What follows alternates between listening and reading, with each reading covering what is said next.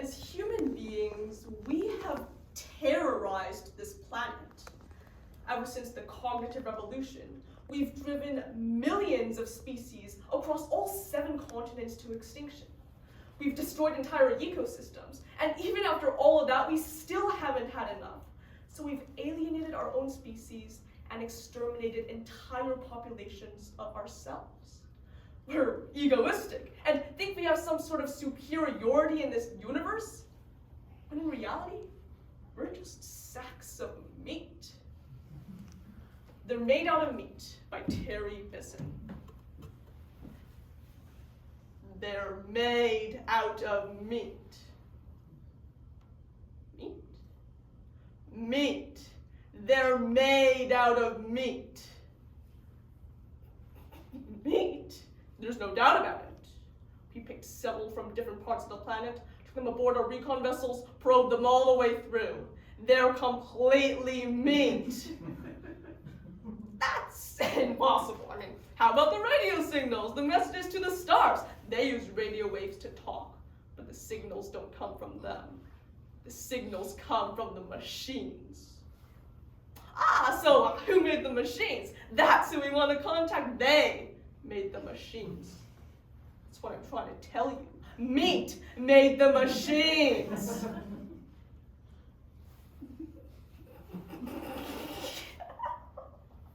That's ridiculous. I mean, how can meat make a machine? Oh, you're asking me to believe in sentient meat? I'm not asking you. I'm telling you. These creatures are the only sentient race in the sector, and they're made out of meat. Okay, maybe they're only part meat. You know, like the orphalate, a carbon-based intelligence that goes through a meat stage. Nope! They're born meat, and they die meat. Studied them for several of their lifespans, which didn't take too long. Do you have any idea the lifespan of meat? Oh, spare me. Okay. Maybe they're only part meat, you know, like the Weddellay. Meat head with an electron plasma brain inside. Nope! We thought of that since they do have meat heads like the Weddellay. But I told you, we probed them. They're meat all the way through. No brain? Oh, there is a brain, all right. It's just the brain is made out of meat. So what does the thinking? Okay, you're not understanding, are you? The brain does the thinking. The meat. Oh, thinking meat. Wait, you're asking me to believe in thinking meat? Yes, thinking meat, loving meat, conscious meat, dreaming meat. The meat is the whole deal. Are you getting the picture? God, you're serious. They're made out of meat. Finally, yes, they are indeed made out of meat, and they've been trying to get in touch with us for almost 100 of their years. So, what does the meat have in mind? Well, first it wants to talk to us. Then I imagine it wants to explore the universe, contact other sentients, swap ideas and information, the usual. Oh, so they actually do talk then. They use words, ideas, concepts. Oh, yes. Except they do it with meat. I thought you just told me to use radio. Yeah, but what do you think is on the radio, huh? Oh, meat sounds. You know when you slap or flap meat, it makes a noise? They talk by flapping their meat at each other. They can even sing by squirting air through their meat. God, singing meat? This is altogether way too much, so what do you advise? Officially, we're required to contact, welcome, and log in any and all sentient races and multi-beings into the quadrant without prejudice, fear, or favor. Unofficially, I advise you erase all the records and forget the whole thing. So we just pretend there's no one home in the universe. That's it. Cruel, but agreed. Officially and unofficially. Case closed. Just imagine how unutterably cold the universe would be if one were all alone. And while this meaty piece is fiction, just imagine if someone actually felt disgusted by the way we look or act. Imagine if someone actually felt the need to create this bias and discrimination and genocide towards us. Imagine if someone actually created walls and borders and laws to separate us because of our differences. Wait a second. Does that still sound like fiction? Illegal lease. Floodgate dub by Wade Compton for the Chinese Maroons of British Columbia 1999 to 2001. If you arrive in the belly of a rusting imagination, there are grounds to outlaw you. But Canada is a remixed B-side chorus in the globalization loop, a sample track of back home desiring, old days admiring, democracy dreaming, racism reaping, homesickness that even Medicare can't cure. There is no fresh off the boat with a plane or the hope of consistency in foreign and foreigner policy or obduracy of floodgate metaphors and death sentence deportations. The backbeat backbone of the chorus that screeches, back home, is the bass treble track alliteration of comma, comma, comma, gada maru, and the stowaway that the border refused will be the headstone of the corner. When the destination is a nation that prides itself as peacekeeping, but is still sleeping on the justice and compassion lacking in the back home, back home, back home. When jurisdiction cuts the earth to the bone, the proper diction is the unspoken issue. And the flesh of the people's color in the boats and the hole in the belly of a dream, without papers or definition, in quotations, refugee, a pen stroke away from relief, languishing in the language exile of illegal lease.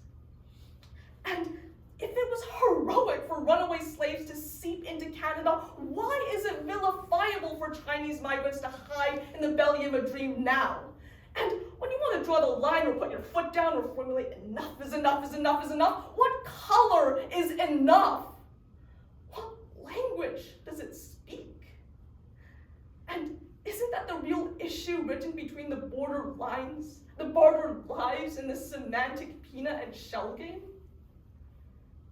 Barricaded comfort behind armchair palisades, wielding remote control diplomacy like a wand, we cultivate our cathode curtain without detente. With children lullabied by Filipino nannies, industry is carving up the melon of our Lotus Coast. And floodgates, they say, have said, and ever shall say, but people are not a flood. Borders are not God-given. Lives are not dollars, and Canada is not the sum of its exclusions. If every human being in this room, in this city, in this country, on this continent, on this very planet Earth, just embraced our differences, while recognizing just how very similar we all are, we could live peacefully together. Because while the borders within our planet are artificially created, the border between our planet Earth and the darkness that surrounds us in lonely space is objective.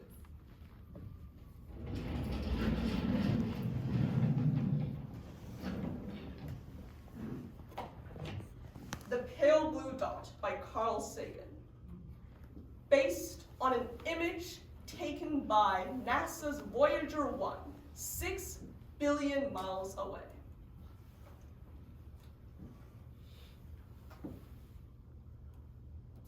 From this distant vantage point, the Earth might not seem of particular interest. But for us, it's different. Consider again that dot. That's here. That's home. That's us. On it, everyone you love, everyone you know, everyone you ever met, every human being who ever was, lived out their lives.